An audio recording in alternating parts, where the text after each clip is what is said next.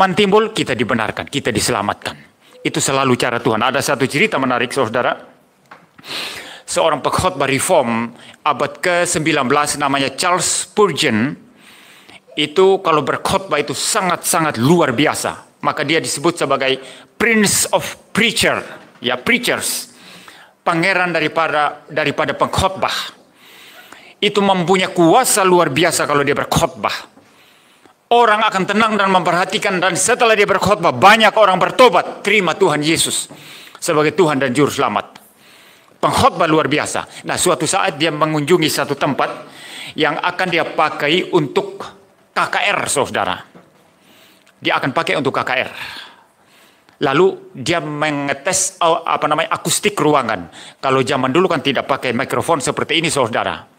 Jadi hanya melulu mengandalkan akustik ruangan. Kalau akustik ruangan bagus, orang banyak datang di dalam ruangan besar, orang duduk paling belakang masih bisa dengar dengan jelas. Tapi kalau akustik ruangan jelek, maka orang di tengah-tengah saja mungkin sudah nggak bisa dengar. Hanya yang di depan yang bisa dengar. Lalu dia datang mengetes, saudara. Dia membacakan satu ayat dari Efesus untuk mengetes akustik ruangan itu. Di atas itu, di atas atap, ada pekerja, ada tukang yang kerja di atas. Lalu di bawah di ruangan itu, Charles Spurgeon itu membacakan satu ayat. Ketika dia selesai membaca ayat itu, tukang bangunan yang ada di atas mendengar ayat itu.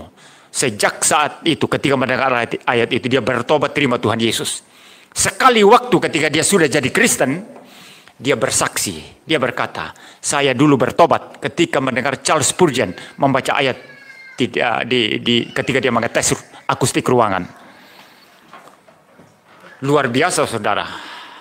Itu cara Tuhan bekerja. Jadi cara Tuhan memprovidensi, mengatur, menata bagaimana orang-orang pilihannya seperti kita pada akhirnya mendengar berita Injil, ditarik kepada Yesus Kristus. Kita percaya, kita diselamatkan. Semua sudah diatur dengan cara yang sempurna oleh Tuhan. Semua orang pilihan pasti dengar Injil dan mereka pasti diselamatkan. Saudara